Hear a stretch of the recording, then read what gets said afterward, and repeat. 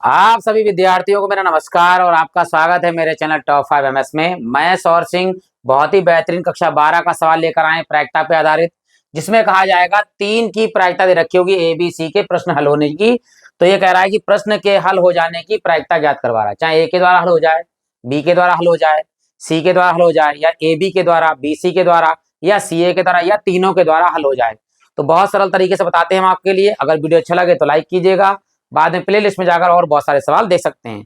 तो बढ़ते हैं इस सवाल के लिए। देखिए यहाँ लिखा है कि किसी प्रश्न को 3 छात्रों ए बी सी द्वारा हल करने की प्रायिकता दे रखी है 3/10, 1/5, 1/10 है, तो प्रश्न के हल हो जाने की प्रायिकता ज्ञात कीजिए। तो यहाँ लिखते हैं पहले ए के द्वारा हल होने की प्रायिकता पी ए कितनी है हमारे पास 3/10, बी के द्वारा हल होने की प्रायिकता पी बी 1/5, सी के द्वारा हल होने की प्रायिकता पी सी बराबर 1/10।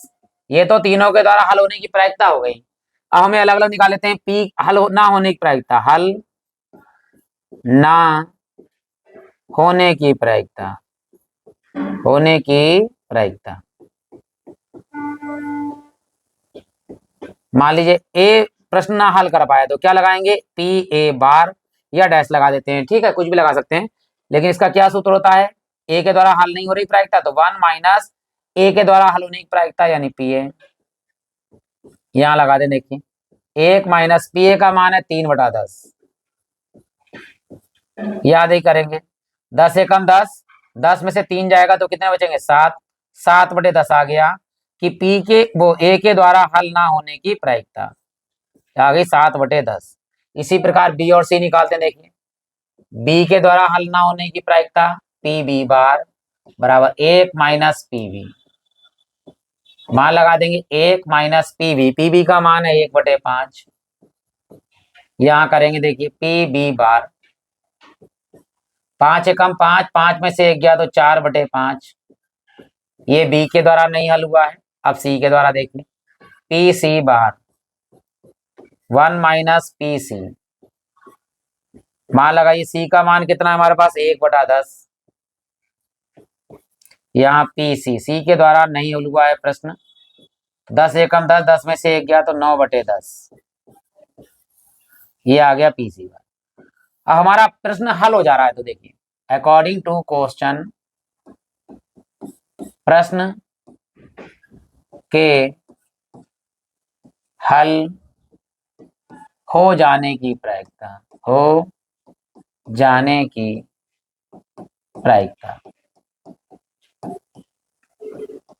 यहां होगा पी इन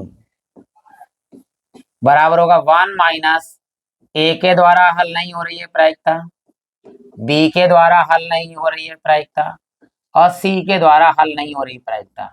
या हम कह सकते हैं कि 1 माइनस तीनों के द्वारा प्रश्न ना हल होने की प्रायिकता। जब तीनों प्रश्न हल नहीं कर पाएंगे तो ये जो है समस्या हल नहीं होगी। अगर उसमें एक में से घटा देंगे इसका मतलब प्रश्न हल हो जाएगा, चाहे वो ए कर ले, बी कर ले, सी कर ले, ए बी कर ले, बी सी कर ले, सी ए कर ले, या ए बी सी तीनों हल कर ले। तो एक में से घटा देंगे जो तीनों ना हल कर पा रहे हैं।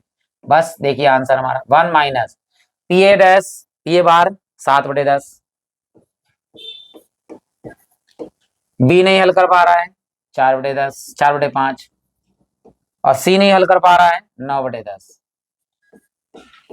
अब यहाँ जो कट रहा है काट ली 2 से। देखिए 2 दूनी 4, 2 पंजे 10, फिर 2 से काटी 2 एकम 2, 2 पंजे 10। यह हमारे पास 1 जिसके नीचे कुछ नहीं उसके नीचे 1 माइनस है, माइनस 9 सत्ते 63 और बटे में 5 25, 25 पंजे 125।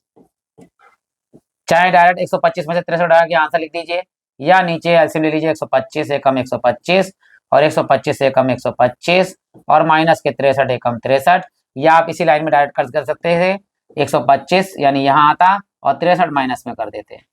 तो देखिए 25 में से 3 गया तो कितना बचेगा 2, और यहाँ 6 में से 12 में से 6 गया तो 2, यानी कितने आ गए हमारे पास 62 बटे में वही रहेगा 125। और ये हमारा इस सवाल का आंसर आ गया। आशा करता हूं कि आपको सवाल अच्छा लगा होगा, क्लियर भी हो गया होगा आपके लिए।